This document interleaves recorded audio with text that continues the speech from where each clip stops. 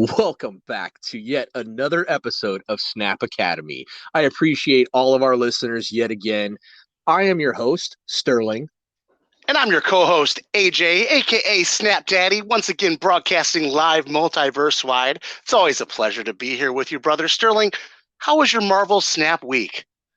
It's been going really well. I actually just over last night, I finally pushed up to 50. I'm ranked 51 right now. So, we get a lot of like people on Facebook that are like, "Oh, I'm ranking infinite now," and I'm like, "Oh, dude, I am happy anytime I hit the next level." So, Yeah, uh, I'm still stuck at 43, so well, and to all of our listeners, you guys know we're casual players. We don't have the time to invest hours upon hours upon hours, but I love that this game gives us that opportunity to play a handful of games over breaks. If we get an hour, that's a ton of games to get to play in an hour. That I love that about Snap. Yeah, and also I've been starting to try and get into like I have time for one game or one victory, So it's like I sit down, I've got a little session, I got like 15, 20 minutes carved out. I do it, and then I hopefully go up in cubes, and then I log out. So it's been tough. We've been pretty busy. I've been super busy this past week. My band, we got our first show in years coming up this Saturday. So I've been practicing. We've had multiple practices, been doing a lot of stuff there. So looking forward to get out of band season and looking forward to the holiday season. I know I get a little ahead of myself, but I'll be ready to play some more snaps soon. And I'm stoked for that. No, that's awesome that you guys have something coming up because I've been seeing some of your posts and stuff, and I've noticed some changes and whatnot. So that's great that you guys get to play some more. So Yeah, man, I've been kind of annoying with my posts lately, but it'll be more chill once I don't have to spam the gig anymore. But yeah, man, so we're back here for episode 2 of the Locations podcast. I'm stoked. yes, me too. So I'm pretty certain since our last episode we've had I think it's 2 new locations. Do you got those on hand? I do. So we'll start with Fisk Tower. And Wilson Fisk, that's the name of the Kingpin? That's his name, right? Yeah. No, that's the Kingpin. Yep. So it's his Got it. tower, Kingpin's tower. Yes. So yep, very thematic, I think. Yeah, because it's got kind of the Kingpin's ability. When a card moves here, destroy it. This seems like an auto concede for the movement deck, right? It's tough to tell. I have actually played a game with somebody where that was out, and I like I've talked before. The movement deck is very predictable. You're expecting the left and middle lane to be what they are looking to take over in the end. I played a game though with that out. That was the first one out, and I figured, oh, if this is the left lane, you are totally screwed now. And they played probably the best game I've ever seen from a movement deck, where they kept me on my toes the entire time. And even when I thought I was like, I am for sure you are playing a Heimdall on turn 6. Nope. They did not play that Heimdall. They played America Chavez, and like I said, they kept me on my toes. And that's what you got to do. That's what you got to do. As soon as you are playing a predictable deck, you got to be unpredictable. Yeah, and we've mentioned this. I really feel like the movement deck is the highest skill level deck out there because it is so predictable and there's so many moving pieces. There's so much you've got to think about. I think it's an expert level deck to play well. I agree with you. Like if you can climb and be consistent with the move deck, you're understanding a lot of things, and I think there's a little bit of some RNG guesswork bluffing kind of tied in, but I think that's in every game of Snap. So but no, the movement deck it's still good. Yeah, so even though Fisk Tower might seem like it would totally nerf a movement deck, if the person's playing the movement deck in the first place, chances are they're at a pretty high skill level, and if they don't think they can win, then they're probably going to concede. So it's definitely it's deceiving because you'd think that they would automatically if I saw it and I noticed they were playing movement, they played Iron Fist on turn one, and Fisk Tower was the second location revealed. I'd snap on that every time. But yeah, it's definitely something to look out for, because those movement players are by chance probably pretty skilled. Oh yeah. Yeah, no, I'm always a little worried when I see movements, but you can also kind of tell by turn 5, even on the last turn, is this person actually going to like be trying to like outthink me? So it's still a very predictable deck. I think like being unpredictable comes down to card draw and the order you get some things. So like when you get things like Cloak and Doctor Strange at the right time, especially Doctor Strange, if you have like pumped up some stuff and you can move 3 like cards to his location, and if any of them are multiple man or vulture, like that really changes how that deck plays. Like but as far as like Fist Tower goes, I as the movement deck and the more I've played just that location, I don't think it's anything you have to be super concerned about. You just have to be aware of it. Always have that on your radar, like know what you're doing and have a game plan. Right, right. Yep, that's smart. So the next one here, to go from a deck that we were just talking about the movement deck, which I think whenever I'm looking in the Marvel Snap Facebook group, and people, as you were mentioning, folks are posting that they hit infinite, very, very, very seldom. I don't know if I've ever seen anyone hit infinite with posting a movement deck. What I see people post all the time are zoo decks with the 1-drops that somehow Killmonger can't stop. And this next location makes decks even better. Gamma Lab, after turn 3, transform all cards here into the Hulk. So that's an 11 power And card.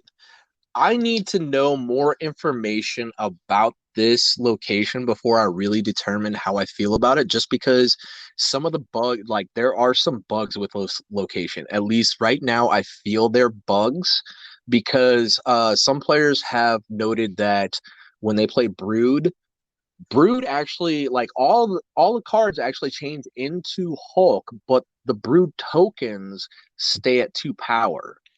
Um, Uh, and and Weird. I've also the very first time I faced Gamma Labs, somebody played a Deadpool, and on turn 4 I played a Shang-Chi, killed their Hulk, which was a Deadpool, but on turn 5, with no locations that gave any kind of reduction, they played a Hulk out for 1 energy.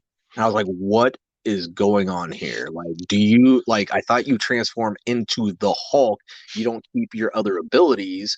So it's confusing because like squirrels, they change into Hulk, rocks, they changed into Hulk. So I think there's just some bug issues right now with it, and that makes it a little difficult for me to say how I feel about the location. You know?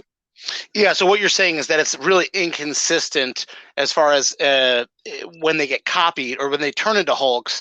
It seems like there's a bug that keeps their cost the same. And you mentioned the Brood one, which I don't know, that it must be looking at the original Brood card or something. Right. Maybe that's the way it's supposed to work. But the other one, the Deadpool interaction, that like it returned to your hand because it used to be Deadpool.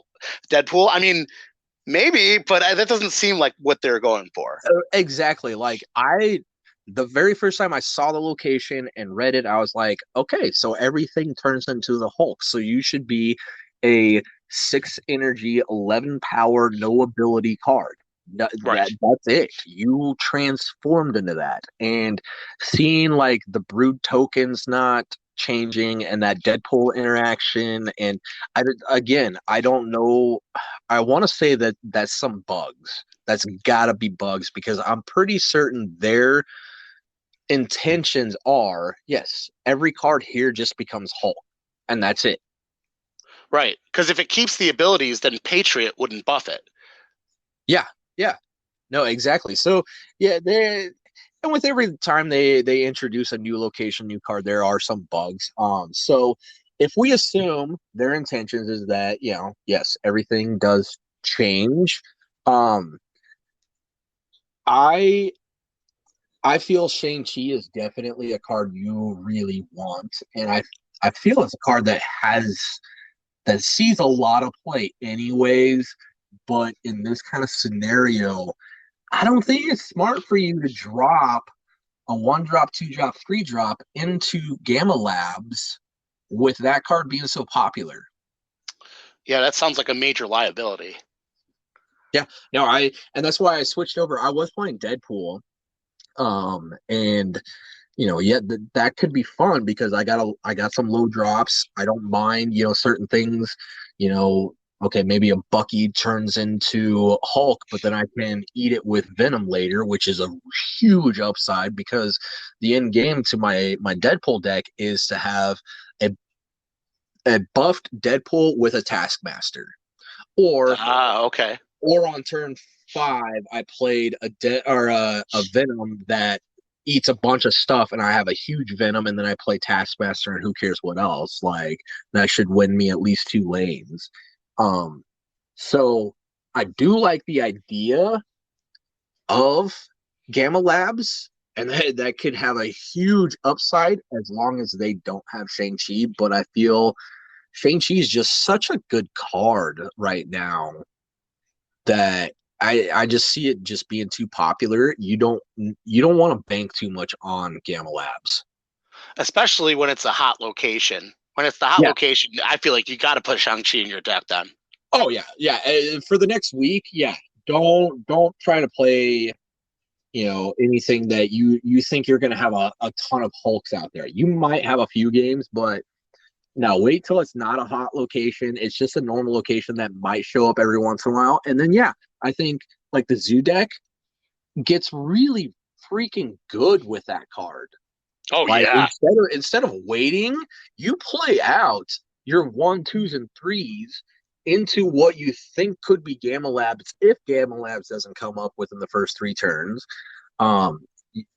So now your little cheap stuff, it's bonkers good.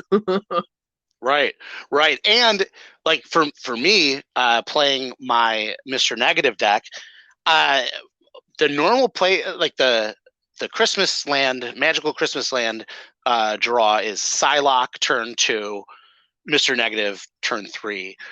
That does not happen that often. And the deck only has one other 2 drop, and it's got 2 3 drops, Morph and Mystique. So it's only got like 3 cards that you can play before turn 4, and the Gamma Lab pops off on turn 3. After turn 3, so for me, that is so punishing for a deck that's slow like mine that doesn't get onto the battlefield soon enough. I like it though. I like seeing more buffs for the Zoo deck because I still just think it's total hot garbage. Although I see a bunch of infinite posts, people get there. What we can talk about in another episode, we might even get into this. It might be part of a grander group of topics, but the matchmaking system. I think that would be something to talk about because right Oh, now yeah. it's tied to collector level, which is an interesting. You can try and play the game on hard mode, like you don't unlock any cards, but then you're still just playing against other folks with the same cards. So that was a quick aside, but one of these days I want to get to that topic because I think that's that, something to really talk about. that definitely sounds like a fun topic for sure. So, Yeah. it's definitely a topic I don't think we can just do a quick, side note on. We probably do need to spend a little bit of time on it. So, Yeah. Well, that'll be a whole nother episode. But yeah, Gamma right. Lab, it's cool. I feel like it powers up the Zoo deck a little bit, and I'm okay with that. Yeah, no, I think it's a really really fun location. Like if you're a little low to the ground, you can have a huge upside to it. Just my suggestion, even after it isn't a hot location anymore, but especially now, don't bank on it. Like Right. if you can get an upside from it, take it, but don't even then, don't plan your entire game around having that locked down with a bunch of Hulks. Yep, yep. Because like we said, there's somebody lurking around the corner waiting for you. Yeah. No, I guarantee if they don't kill it right away and you're like, oh, turn 6 and you're like, I got 3 Hulks here. I'm winning this location. I guarantee they have an answer. If Right. they haven't retreated by then, they are probably sitting with a Shang-Chi in their hand. So play smart, snap smart. That's right. That's the plan. Okay, so those are the new locations. Now we can pick up where we left off with actually one of the coolest and most fun locations, Kamar Taj. On reveal effects happen twice at this location. Man, back in the day, a few months ago, when when I kept saying that, I kept saying Nakia is the best card in the game because man, old school Oh, Nakia. With this, you might as well just concede if someone does that to you. So exactly. Yeah. this card or this location can be swingy. No, I love Carmartage. It really does depend on the deck you're playing. If you don't have any like great on reveal stuff, it's not like, you know, yeah, I'm wanting to change the location if I can. So like my Cerebro deck, I Mhm. change that as quick as I can because I don't want anybody abusing it. Unless there's other locations I like prioritize over changing, like the negative type ones. But Carmartage, yeah, if you're playing even like 2 or 3 or more on reveal effects in your deck, this is going to be really good. Unless you're playing a deck like Deadpool Destruction. Sure, it doesn't I do anything for you. it hurts you. I've had numerous times where I wasn't paying attention. I had a Bucky, threw down like a Carnage then with some other stuff. Carnage eats everything. Winter Soldier comes out and Carnage eats him too. Right, right, So right, right. so you got to be aware of some of those on reveal effects aren't that great, but I mean I love it also for the Deadpool deck, even though I don't like it because I am running Forge. So if I can throw Forge down and go into Deadpool with it, I mean that pumps Deadpool up to 5 if he hasn't been pumped at all. So that's Yeah, the first time he's killed. That's a 10 power Deadpool. So woo.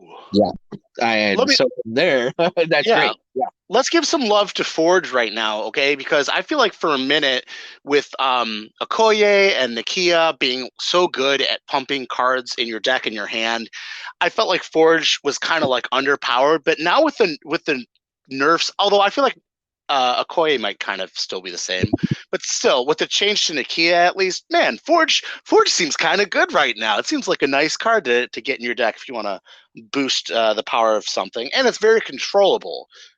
Yes, yes. No, I love Forge. He is one of my favorite cards in that Deadpool deck. And he's one of my favorite cards just in like a lot of decks right now. And I have faced him a ton. I still do face the occasional Nakia, the occasional Okoye, but they're in very specific decks now. Mhm. Forge though, like I'm seeing him all over the place. So yeah, he's a great card. I'm glad we're chatting about this because I recently unlocked Deadpool and I just tried to sort of like slot it into my Death deck, and I wasn't playing Taskmaster and I wasn't playing Forge. And now that I'm getting a little more intel on how this works, I'm like, yeah, okay, maybe I'll go back to the drawing board with that one. Yeah, and honestly, I think you don't play Death unless you have Wave. So I know you probably haven't gotten Wave yet because you didn't buy that season pass. Correct. So I feel Death, as good as it is, it's not as good with Wave. So that's why I run the Taskmaster in And my just deck. not forget about Death. Oh, okay. Yeah, Okay. just don't because what you want to do then on 6 with Deadpool is be able to play your beefed up like 20, 40 power Deadpool for one, and then Taskmaster copies him. I've won numerous games Ah. just off of those two. Okay. Okay. Yeah. Back to the drawing board for me. I definitely want to try that out. That sounds better then I like because I've said in the past that the that sacrifice destroy deck is very fair. It's just I don't know. I just feel like it's super fair. There's a lot of great counterplay, but I like that with Taskmaster, and now that I've got Deadpool, I feel like I might be able to take a stab at it. Yeah, no, I think you can. Like I'm loving it. Granted, I do one of my favorite cards in that deck, not a lot of people run it, is Beast. Because I don't have Beast yet. okay, well, one of my favorite lines of play with the deck is usually turn two, Forge, turn three, Deadpool Beast, returning both Deadpool and Forge back to my hand. Deadpool is now zero Ooh, cost for the rest of the game, and I can beef him up again with my Forge, which I should by then have multiple ways of destroying it. that sounds sweet. That Yeah, sounds pretty it, cool. it, it also is a little slow because you're spending 3 turns to only have 4 power down on the board because all you have left is your beast, but he is pumped up from Forge. So 4 power at the end of three, it's not the worst, but it's not the best. Yeah, the game doesn't really start till turn 4 anyway, though, right? Yeah, yeah. But before we move on from Kamartaj, I want to mention something because you were talking about it with switching your location, and this would be something good for newer players to think about.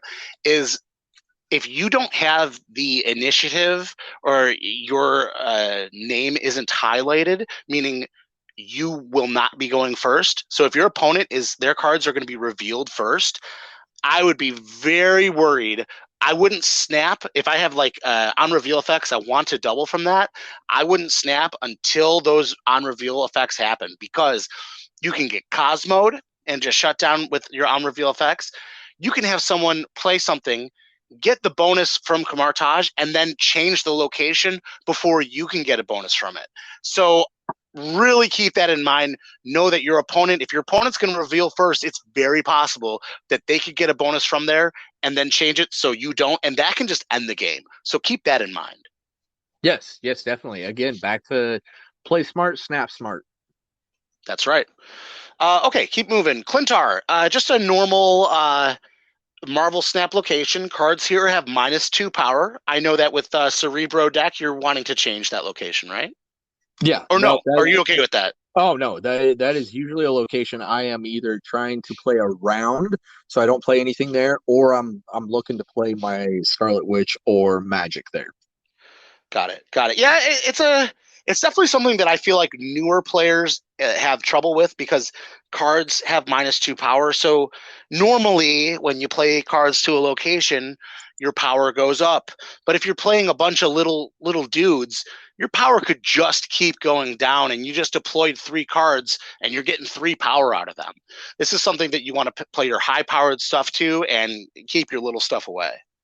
Yeah, or again, like I know I mentioned this deck so much, but it's because it's my pet deck, I guess. But Deadpool Destruction, like if you can throw down some things like Bucky and a Nova and maybe something else. You're playing Squirrel Girl. I don't know. You got some cheap stuff, and then you go and play Carnage.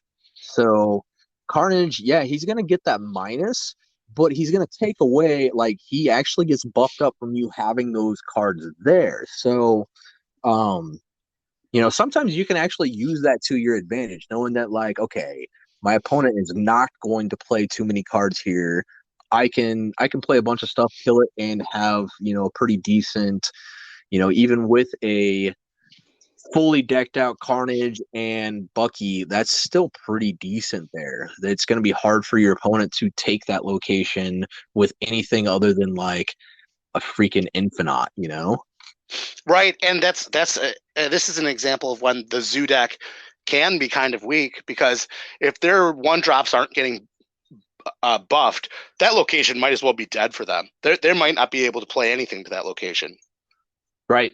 Yeah. So I mean, but also the zoo deck can throw like, if they're running like a Czar and Blue Marvel, if you're running some of those bigger ones, you can throw it down into that location because you're probably giving that location up anyways. So you don't want to like you're gonna throw the support type cards down there. Right. Yeah. Like something, if you know you're going to lose the location, it's okay to use that to fill it up with stuff that you don't want to have at crucial locations you're fighting over. Right. So yeah, I mean, granted, because ours 4 power, but sometimes throwing him over in a different location so that you can keep your other spots open for those cards to get buffed Yep. is yeah. And Yeah. then Yeah. that's just how I feel about all the negative locations. Obviously, this one's kind of mid because it's just the -2, but we will get into them. Granted, we don't have to talk too much about them when they come up, but there's the -1 and the -3. Yeah. Yeah. And like I said in the previous episode, we might have in the future another locations episode where we start assigning like tiers to these locations, and I think that all the minus power locations would go in the same tier, just basically being the same type of effect, and same thing to think about. Um, the next one here is nowhere. On reveal effects do not happen at this location. Now, you might think at surface level, okay, this just means don't play your on reveal stuff here. However, there is a very sinister other side to this. Sterling, can you tell us about it? I know you know what it is. I'm not sure if I'm thinking exactly what you're thinking, but I know there are some times that you don't want your on reveal to happen. Yep. So there has been instances where I want to play a deadlock just to get some power on the board, but I don't want to kill everything. So that's a great place for that to go. That's right. Or a Maximus so that your opponent doesn't draw cards, or it's Destroyer. That's what that card's called, right? The Yeah. 16 Oh, power. yep. Yep. Where he destroys everything else. Well, guess what? You throw him down there, you just got 16 power, and everything else is fine. So yeah, if I saw that pop up and my opponent snaps immediately, I would be a little bit worried. Pipeline. Oh yeah. And honestly, like the destroyer deck, the and I think this is for any deck, honestly, the more you play, you will really start to know by turn 3, 4 what deck they're playing and what their end game should be. So you can play around that and kind of like know. So like, you know, granted, one of the best ways to get rid of Destroyer is Shang-Chi, and you can't do that if they play it to this location. True that. True that. Yeah, that's something that makes that card strong. Just keep it in mind. Keep it in mind that it seems that on face value that it's just like, oh, well, gotta look out for that. Won't be able to play my cards there. But if it works well for an opponent's deck, you will find out, and it might be too late by the time you do. Yeah. Yep. Next up is Kiln. This is this like where Thor makes Stormbreaker? No, that he makes Stormbreaker at Nidavellir. Oh, okay. So do you know what Kiln is? I don't know what Kiln, it is. I've never heard of Kiln, and I haven't honestly looked it up, so I don't know how this relates to the Marvel universe. Well, that's all good, but you can't play We'll cards there find that after out. turn four. Yeah, Yeah. yeah. I don't know everything about the Marvel universe, but that's what's great about like games like this is like, oh, let me look this up now. So Right. Right. Like I know a lot, but Kiln isn't one of them. All I know is that after turn four, you can't play cards there. Now, cards can still be added there. So like Squirrel Girl or Arnim Zola, something like that, that will just play a card or put a card from another location to that location will still happen.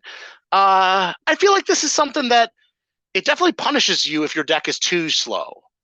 yeah, oh, for sure. If you are a deck that doesn't look to play anything till turn 3 or even 4 sometimes, um, this location sucks then. Um, and it might even be if you're playing one of the higher end type cards, decks or whatever, you might want to just retreat on this one. But um, I don't. You don't retreat right away. When I say retreat, you wait until your opponent snaps because every game, like we talked about before, is always one cube. Yep. There's no point in retreating until more than one cube is on the line. So, Right. Right. as much as it sucks, and at anytime I am playing a deck that doesn't have ways of moving cards or ways of adding cards, I'm a little apprehensive about can I win this, but again, I don't leave until my opponent snaps. If they snap as soon as it comes up, then I'm out of there. No doubt. Yeah, just one of those things. There's a few locations like this that you can't play after a certain time, or it restricts your play to it. So some decks will be better with it. Other decks, it'll just be a location that you won't be able to win. So keep that in mind. The next one here is Lechugia. When you play a card here, shuffle 3 rocks into your deck. This card, I feel like it's the best card for Professor X. I love Professor X with this card, rather with this location, because no one wants to play here because it puts useless rocks in your deck. But Professor X doesn't care, so he can go there when people aren't expecting it. But what do you think about this one? No, this is honestly one of my favorite kind of locations because you can really if you so in this game we know that we are drawing within the first on the first turn you're drawing you have 3 cards and you draw a card, right? So we're getting 4 cards on turn 1. Yeah. That's out of a 12 card deck, that's a third of our deck, right? So depending on what you're playing, when this comes up, you should kind of know, am I looking for anything specific in my deck? If you're not, you can really throw the opponent off by just playing there. Who cares if I'm getting rocks? Or maybe you are playing like the zoo deck and you have Kazar and you're like, I don't care. I'll throw down some rocks. Yeah, or maybe Gamma Lab is out. You're like, sure, I'll take some Hulks. Yep, exactly. So it's and a lot of locations are determined based off the deck you play. This one, I feel, yeah, you could really abuse the deck. Or if you can't abuse it, you can still play it like multiple cards there on turn 5 or even 6 because, like, okay, by turn 5, you should have absolutely everything you're needing. Obviously, if you don't and you're looking for a specific card, you're not going to throw anything down there. But on turn 5, if you play 2 cards there, who cares if you shuffle some rocks into your deck at that point, you know? Right, right. It's in that way. It kind of functions a little bit like Jotunheim, where you don't want to play there early. It's okay to play late though. You just kind of deal with any of the consequences, which late aren't that bad. Yeah. I think Jotunheim, I feel, is kind of, yeah, definitely on the same kind of level as this card where you could you could play there early if your deck is set up to actually deal with the negative effects of that. Right, right. So yeah, I feel like that is more of a finesse location. There's a lot of things going on. It's kind of hard to like make a blanket statement about that location because there's a lot of different things that can come up with it. Right, but I think the big thing to take away is don't be afraid to play there. Right, especially if you have what you want to play out in your hand already, then you might be good to go. Yeah, exactly. Next up, Lemuria. No cards are revealed this turn. That can be annoying. This is something where you don't want to snap when you just see your opening hand and it's Psylocke and Mr. Negative, and you're like, yeah, that's cool. On turn 2, I'm going to play Psylocke. And then Lemuria flips, and it's like, no, well, that you can play Psylocke, but you're not going to get any bonus next turn. So definitely, it's just kind of annoying. That's my opinion. Yeah, I haven't had too much of a problem with this one. Like you said, yeah, it's kind of a bump in the road, a little speed bump for some decks. I haven't seen or know, like I can't think of any deck that really can truly abuse this location. Um, it is nice to maybe like if it comes up on turn 3 and you're playing Ebony Maw, you can play Ebony Maw there and another card the next turn. I just don't Yeah, there you go. see. Yeah, I just don't see too many ways of really abusing it. You just got to deal. It's one of those things like, okay, this happens. I got to deal with this. Yep. But I mean, you might be able to like, use it to your advantage in some way. Just again, depending on your deck. but I don't see anything of like worrying too much about it. Totally. Limbo. There is a turn 7 this game. This location is also created by Magic's on reveal ability. She changes the location to Limbo. So we can talk about Magic just for a second. I feel like we did before in a previous episode, but uh, a really devastating way to play Magic is on the card Magic, not Magic the Gathering. To play the card Magic is on turn 6, where when your opponent thinks that that's the last turn of the game, and then all of a sudden there's a turn 7. Now, when this location is just revealed, you don't have that feel bad moment, but just wanted to mention it. Yeah, I mean, and even then, the more and more I've been playing this, I play Magic in a lot of decks there, and maybe it's just I need to like get better, I guess. But there's been numerous times where I play Magic out thinking, okay, if I extend this, I can see what you're doing and I can maybe adjust the next turn. But then by turn 7, I'm like, wow, I am like even deeper in the hole and I have no way of winning this. So um it is a I love the card still because there are numerous decks that would love that extra turn because that Yeah. one extra card.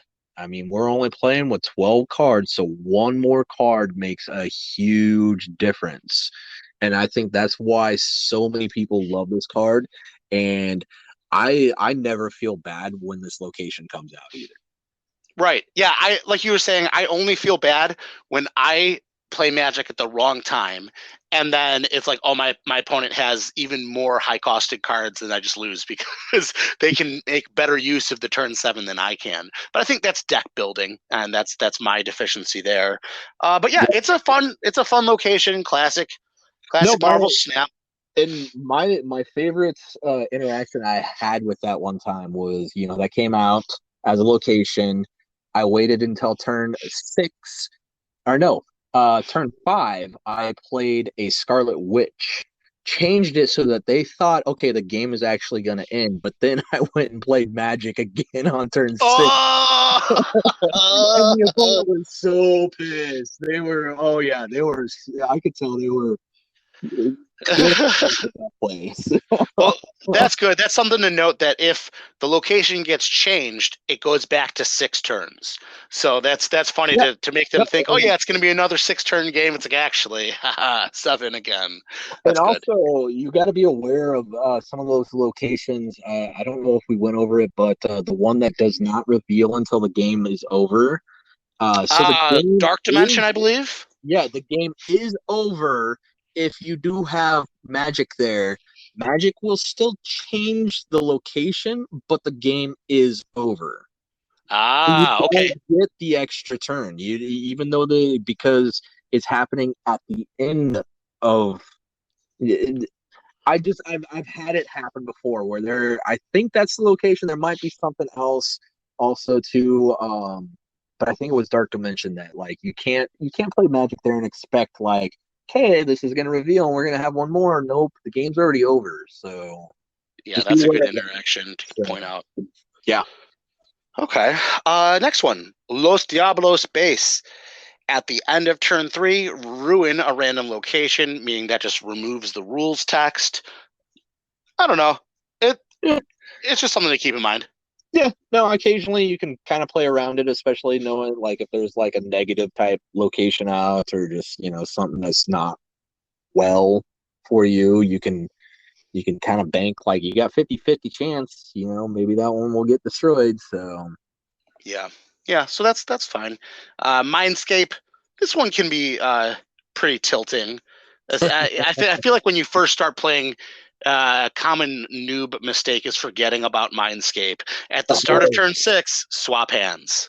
yeah, it's at the start. So like, but that's the thing, you're still going to get to draw a card from your deck on 6.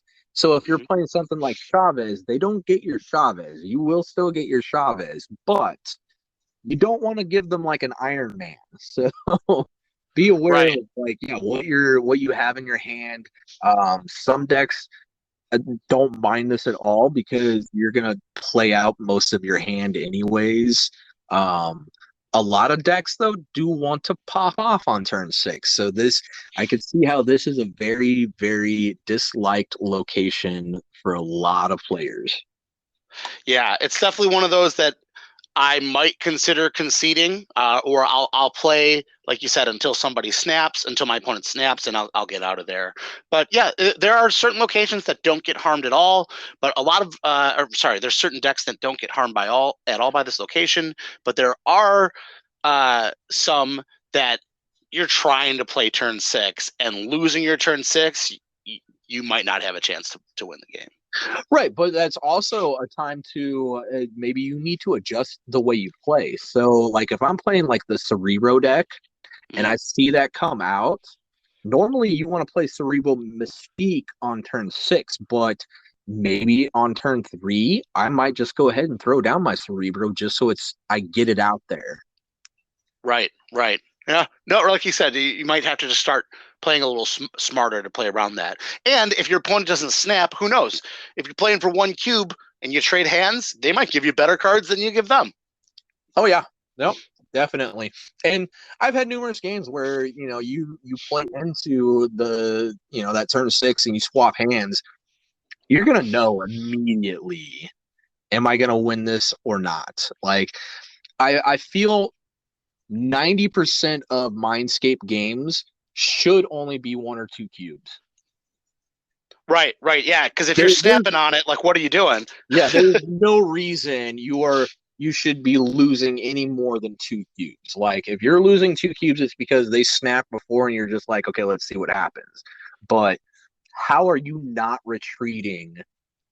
And how do you not know if you've won once you swap hands? For sure. Another thing to keep in mind, if you're playing Devil Dinosaur or Ronan the Accuser, keep in mind that the hand swap's going to happen. So you might go from having 8 cards in your hand to 2, or vice versa. So keep that in mind as well. Yep, definitely. Okay, next one, miniaturized lab. This is cool. This is from Ant-Man. It's that little like suitcase that turns into the huge building. But on turns 3, 4, and 5, no cards can be added here. Not just played, can't even be added. Yeah, this honestly is a pretty annoying location.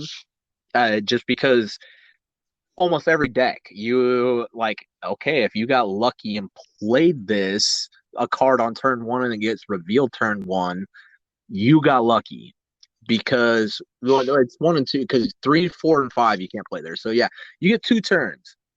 It's super annoying when that pops off as the third location, and you're just like, well, okay, I can't play there now because as soon as it reveals, you can't play there.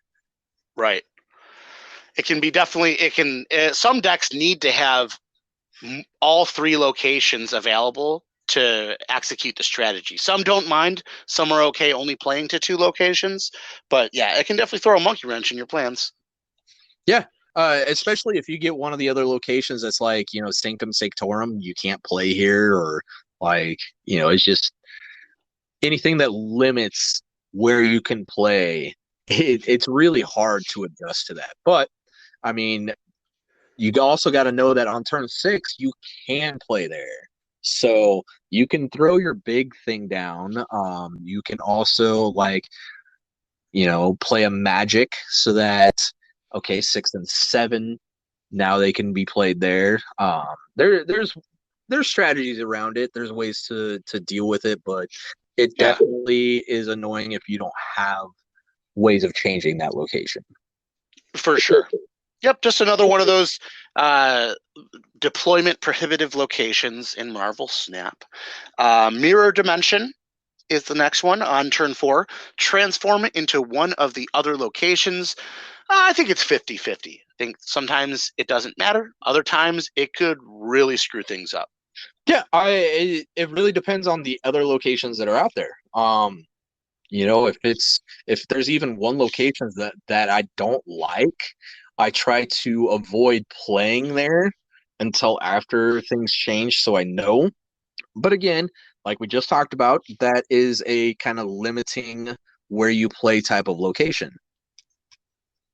Right. Exactly. Exactly. Because it could mean that it could turn into a Jotunheim, or it could turn into something that doesn't reveal your card. Like, could turn into the dark dimension, or who knows? So Yeah. really got to be aware of what the other cards on the battlefield, or rather, what the other locations on the battlefield are. But mostly, I feel like it's mostly innocuous. It just it multiplies the effect of bad locations, and also multiplies the effect of good locations. So keep that in mind. Yep. Yep. Next up, Mojo World. Did you ever watch I'm sure you did, the X-Men animated series in the 90s? Oh, of course I did. Yeah, Loved man. it. Mojo, what a maniac. And then it's like Yeah. long shot, and they're all on TV. How accurate was that, though, right? Total reality Oh, TV world, huh? yeah. I loved it. So in Mojo World, whoever has more cards here gets plus 100 power. Whew. Yeah. No, this location is so fun just because there are so many ways on turn 6 to take a card away somehow. If you're playing like Killmonger, Elektra, Shang-Chi, just numerous ways of where an opponent thinks they have all 4 cards there and you take something away from them. That's been a classic since way back in the beginning of beta. Um, I mentioned that whole Elektra. That was a thing when everybody was playing Pool 1. This Yeah. this location came out, and the players that got smart and waited to play Elektra on turn 6 won way, way more often. Yep. Yep. So when you're playing it, just keep in mind on turn 6, you think your opponent can destroy any of your stuff, or how many cards can your opponent probably play to that location? And if it's going to be more than you can, you're probably going to lose that location, which might be time to concede. Yeah. Yep.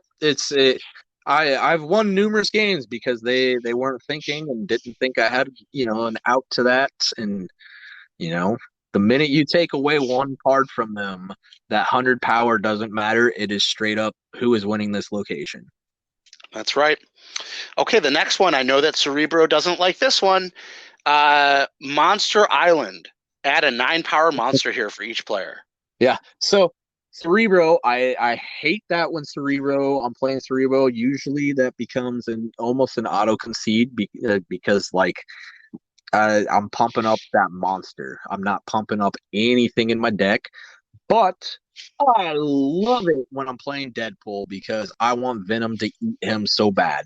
That's good eating. Yeah, snacks galore. Yeah. So yeah, Monster Island, standard stuff. Here's another one. I didn't know that the monsters had a city. Apparently, Monster Metropolis. The cards with the highest power here get +3 power. This is another one that doesn't play well with the Cerebro deck, right? No, actually, it's not bad with Cerebral because everything that you're playing is the same power anyways.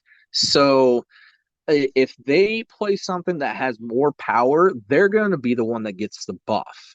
But if your cards have more Uh, power, I mean that you're just like fine, whatever. I mean, granted, you're going to buff that location up even more, but that is a location that I'm going to win. So you only have to win one other location with it. Then it's not that bad. It's still something you have to be aware of because you could potentially overplay into that location. right. Or what's great about that location is dropping something big later on and taking that power away from your opponent and adding it to yours. So it becomes like a huge swing kind of thing. I see. Yeah, and that's also something that is easy to lose track of if you're not paying attention. And all of a sudden the tables are turned on you with the cards with the highest power. So that's something that you really got to keep your eye on. But it's interesting. So is Cerebro 0 power? Yes. Yep. But you play everything with a 2 power, so that wouldn't. Well, I've got actually 3 different decks with Cerebro. So yeah, I do have the version that plays only 2 power. I got the typical 3 power one, and then the really fun off the wall 6 power one. So the 3 power one, that actually would be sweet for you because Cerebro and Mystique would then also be 3 power.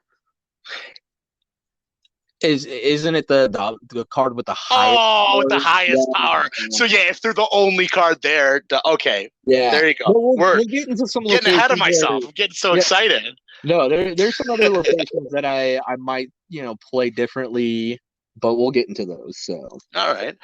Next one, maybe this one. Muir Island. After each turn, give cards here +1 power. no, this was honestly the one that I was thinking of because there's been times where like, we talked about Elysium before that reduces the cost of things and just I don't look to play like Cerebro in a location like this, but if on turn three I have nothing else to do, or maybe I need to play it because like Mindscape's out or whatever, um, putting that down and allowing that to pump up to that 3 power, like I'm not gonna put anything else there because anything else is gonna like throw it off though. But yeah, if you throw down a Cerebro on turn three in Muir Island, you're you're doing all right then. I'd probably play it turn four because then 4, 5, and 6 you pump it up to 3. But Right. again, that's where knowing your deck, knowing those locations, things like that, make a big difference on how you play and whether or not you can gain cubes. Yeah, fair enough. And I like it. It's fun. It makes the 1 drop deck better, I think. It's good with Mr. Sinister. But yeah, like you said, it's something that if you can get in there, it's good to do.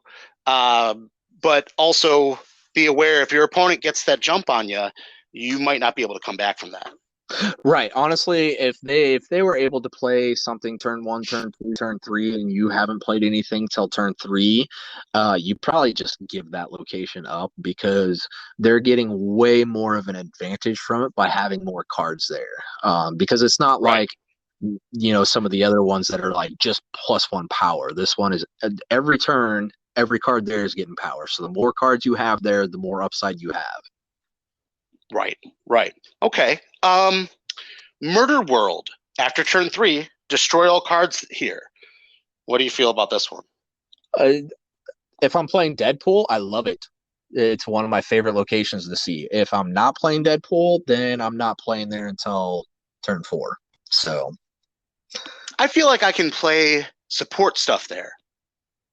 yeah, I mean, if you're playing something like Koye, Nakia, things that aren't adding much power to the board, you can definitely play them there and not care too much. Beyond that, though, yeah, unless you are going to get an advantage from something being destroyed, you're probably not playing there until turn four. True, true. All right, well, keep moving here.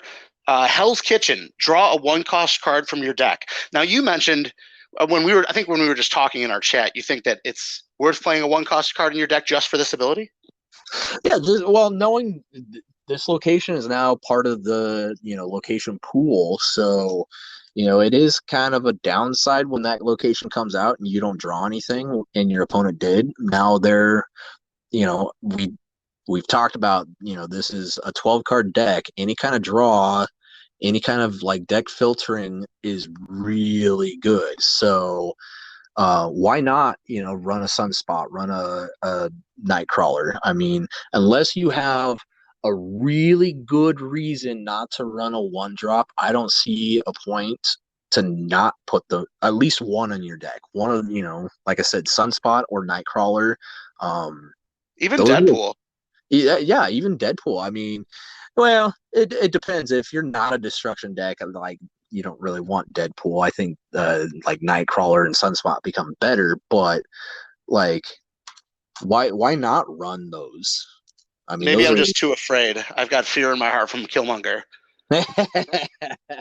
But then again, if you do face a Killmonger, that's only 1 card. So yeah, it sucks Right, if that right, one right. card is your Sunspot and you were kind of hoping and banking on that like location. But I mean, you should know if the deck could potentially be running a Killmonger and maybe add more support to the Sunspot location. Sure, right. So it doesn't just take out your whole game plan. I feel that. All right. Moving on. Negative zone. Here's one of the power modifiers. Cards here have -3 power. Yep, we already talked about this in the -2 one. I don't think there's much difference here. I don't play here as often as I would the others, but it's still basically the same type of location. Yeah, yeah. Okay. New York, just straight up New York. Think it means Manhattan, but whatever. On turn 6, you can move cards to this location. This can be, I think this is a pretty high skill level card or location. Yeah, I honestly love this location just so that I can adjust and know that on turn 6 I can adjust if I need to. Like I tend to leave that location open just for that, unless I absolutely have to play there. But then again, I know I can potentially move some things, so I love it. I feel like, yeah, I like it too, but I feel like sometimes I don't know what my opponent's going to do. And that's where it's like the real, like it takes a lot of skill, a lot of practice to know what could be coming with New York. Oh yeah, definitely. I love those games where like you made a lot of like big moves in the end just to get that win. It feels great, but then when it happens to you, you're just like, "Oh wow, I you way over like thought that there. I had no clue that was coming." So, no, No doubt, no doubt. I agree with you. It's a pretty high skill type of location. And it goes well with the high skill deck movement. Okay. Yes. Nova Roma. This is just good for everyone. Draw a card. Yep, never upset about this one coming out. Yeah, that's basically it. Nothing really much Yeah, to say about it. All right, so we're getting there. Oh, here we go. Olympia. Draw 2 cards. yeah, Yeah, even better. Like I did. If you get Nova Roma into Olympia, then you're just like, yeah, we are both playing our deck at its maximum. right. You're executing your strategy exactly the way it should be, unless you're playing the negative deck and then you're bummed because you're drawing cards from your deck that haven't been turned into their 0 cost versions yet. So yeah, Well, keep that in mind. maybe the third location is the one that shuffles everything back in and you draw 3. Yeah, there you go. Just that's good times. All right. Moving on. Onslaught's Citadel. Ongoing effects here are doubled. Very interesting to keep in mind. Another location that I think that if you get the rug pulled out from under you with a Scarlet Witch or a Rhino or a Magic, you could get the tables turned real quick. Oh yeah, but it's also one of those locations. I think the only location that produces more than 1,000 power there. I think. Oh Yeah, yeah. With the Onslaught, Iron Man, and Mystique. Is that how you do it? yeah. I think you're getting into like unworldly numbers, like so. Yeah, Yeah, that factorial location stuff. one, like so. But that's also a great location if you're playing I think people call it the Exodia deck, which is again, Onslaught Mystique, but you're also throwing in Wong, and then you're topping it off with either Gambit, Ironheart, or Hazmat. Let me ask you a question. I think I know the answer. Why do they call it the Exodia deck?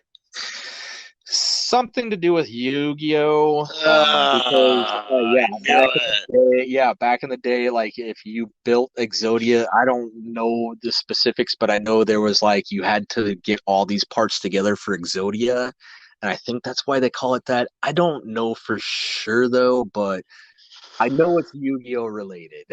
And so I have a saying that I say on the internet whenever anyone brings up Yu-Gi-Oh. It is Yu-Gi-Oh is and always was hot garbage. That's my take on that. Okay, moving on. Ruins.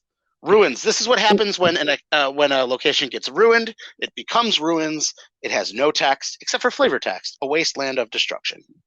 Yep, comes out, does nothing, you move on. Yep. Sakar. Put a card here from each player's hand. Well, that can quickly end the game. Yeah. Oh, I've had numerous games on both ends of like this coming out turn one, and your opponent gets their best card thrown down, and you get your worst card thrown down. Because this is the one that plays the location, right? Did I hear you right? Put a card from each player's hand here. So yeah, Yeah. you can have what I've had is Mystique gets put down, and that's just nothing. It doesn't do anything. Yep. But then if like Sarah gets put down on turn one, you're just like, are you kidding me? I'm not playing that game because you're not playing a fair game now. Right. Or like Wong or like Mr. Negative on turn one. Yeah. It's like, okay, concede. Okay, yeah. You were supposed to wait till mid game to be able to play those cards. That's not fair. But yes. Yeah, you can't really do anything against this location. It's one of those that comes out, it happens. You could get high rolled, you could get low rolled. And again, play smart, snap smart. Yep, that's about it. Sanctum Sanctorum. Cards can't be played here. Now you can move cards here. Cards can be added there by Squirrel Girl, Arnim Zola. This is the most annoying when in conjunction with other locations that constrict your ability to play cards. Yeah, especially if you're not playing one of those cards that you mentioned. If you're not playing cards that can move cards, so the movement deck loves this because they have numerous ways of moving cards into it. Any deck that is playing, Nightcrawler, Captain Marvel, anything that puts out tokens, they're gonna love this location, which is why I think Nightcrawler was and is so popular, is because even though he's only 2 power, if the opponent doesn't have a way of getting cards there, you have won that location. Yep, and I feel like if I don't have a way to add cards to locations that I can't play them to, I feel like the deck is missing something. I feel like that's something that you want to try and get into any deck if possible. Yeah, I mean, I do play some decks that like I don't have really ways of doing that, and it doesn't hurt it too much. Because I've won numerous games with my Deadpool deck and Sanctum Sanctorum being out. But again, play smart, snap smart. Yep. I think we'll say that for a lot of locations. Like that's really what it comes down to. Absolutely. All right. Savage Land. Add 2 raptors on each side of this location. I feel like for some decks, it totally screws you because you need that space. Other decks, it can be nice food to eat for Venom. Yeah. Or better for Carnage, though. Carnage better. And you mentioned Killmonger and how, he's so popular, and he really is. And I feel like not too many decks right now suffer too much from this. Cerebro still runs Killmonger. Any kind of destruction deck doesn't care because they're just going to blow stuff up. So, if you're not, I don't see too many decks anymore, like honestly being too affected by this. Something I would just keep in mind is that the effect of this location is similar to Sanctum Sanctorum in that it doesn't turn a location to 0. It doesn't make it so there's 0 slots. It makes it so there's half the available slots. So it's kind of interesting to look at it that way. Oh, definitely. And we know with only 12 spots on the board, having 2 less does hurt some decks. So yeah, there are some decks that will be affected by it, but I think, like I said, most decks have ways around it anymore. Just run Killmonger. Yeah. Next up, similar location, Shadowland. Add a ninja to each side with -2 power. Just great food for Carnage. That's about it. Yeah, I could see people running. I've had it happen before, like Viper, where you can give your ninja to them. Oh yeah. But other than that, yeah, it's just one of those things that takes up another spot, and both of you are getting affected by it. So. Yeah, interesting that these are in alphabetical order, but they are Sanctum Sanctorum makes it so there are 0 slots, Savage Land makes it so there's 2 slots, and Shadowland makes it so there's 3 slots. So I think that's interesting that they're all very similar locations. Yeah. No, that's Uh, cool. Next up, Sinister London. This is kind of similar to Kamar Taj in the sense that things start getting pretty ignorant. When you play a card here, add a copy to another location. Oh yeah, there are some decks that I play that this will become an auto snap because I have never lost. If I have Deadpool and Sinister London, I have never lost a game. Right, right, because I especially I'll just spam him, and every then turn. Yeah, yeah, yeah. and then all of a sudden I'm playing a Killmonger and I have five Deadpools in my hands. Amazing. Yep, that's a Yeah, fun one. yep. It's just you got to keep in mind if you're playing something fair and you're like, oh hey, I'm gonna play. Oh, I don't know, like what's a good normal card? Like a Wolverine. Like I'm gonna play Wolverine here. Like that's sweet. I got two Wolverines, and then your opponent starts doing broken stuff. You need to know if your opponent's getting a much better benefit from that location than you are. So keep that in mind. Right. Also, don't unless you have those cards that are worth spamming, like Deadpool, Sunspots, don't spam to that location because you are going to eat up all your other spaces. Yeah, yeah, and there might be certain ones that you don't want to, or you want to leave space so that you can put better cards there later. So, play smart with it. Yep. Sokovia, discard a card from each player's hand. Hope you didn't snap before it discarded your win condition.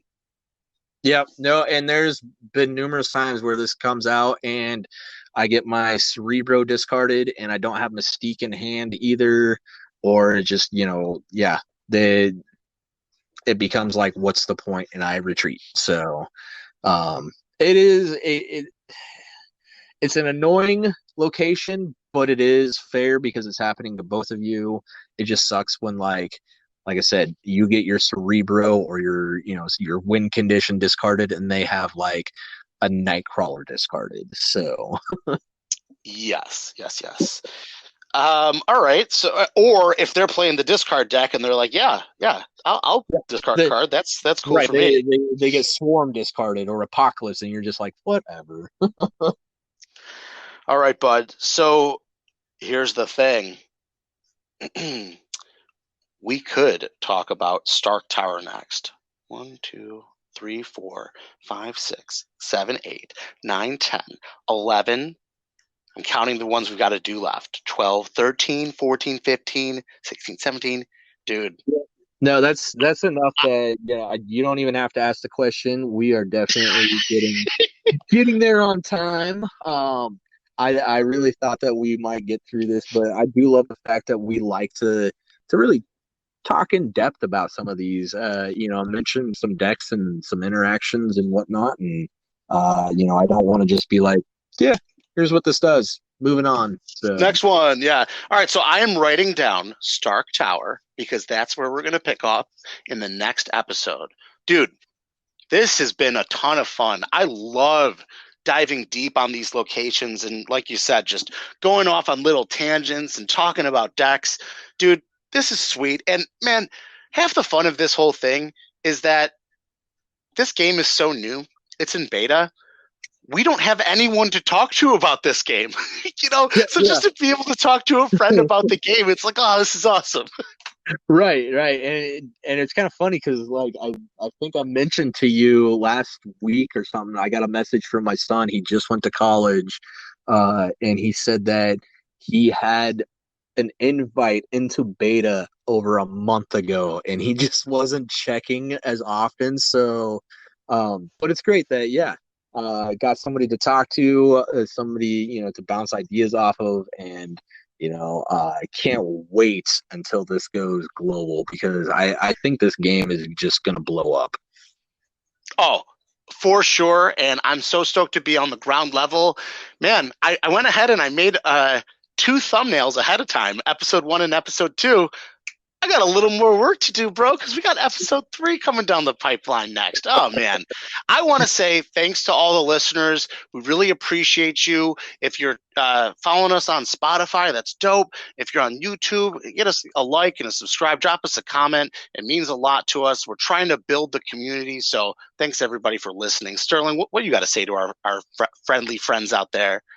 Just I want to, like you said, thank everybody. I appreciate every listener that we get, any kind of support we get, any kind of criticism too. We're not against like how do we improve. And as always, if you are a content creator, we want to hear from you, hear some ideas. We want to support you as well.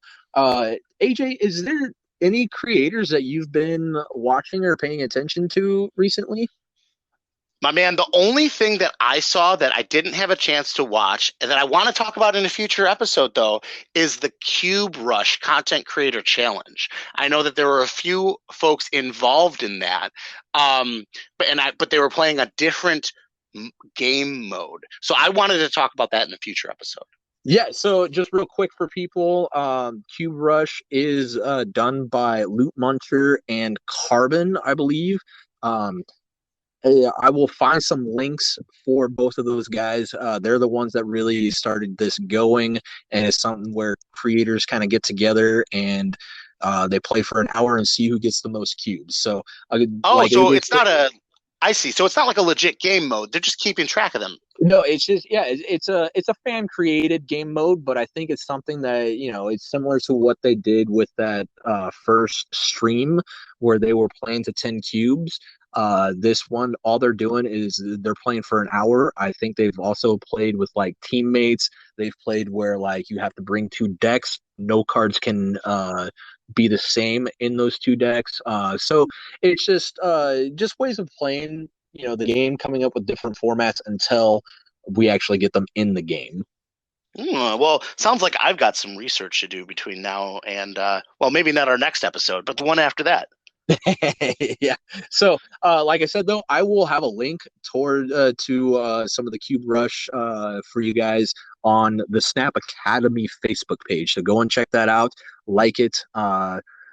Subscribe to it. I don't know if it's subscribing or just liking the page. But that's where we Yeah. are most of the time is on Facebook. So you can find us there, and we'll have more information on that. So. Sweet. Yeah, hit us up. We want to talk. We want to build the community. We want to get the conversation started. So hit us up on Facebook, and we really want to talk to you, the listener. Yeah. So again, thank you guys. We appreciate it. Again, I am your host, Sterling. I'm your co-host, AJ, aka Snap Daddy. All right, guys. You have a great week, great weekend, and enjoy your Snap games. For sure. Peace.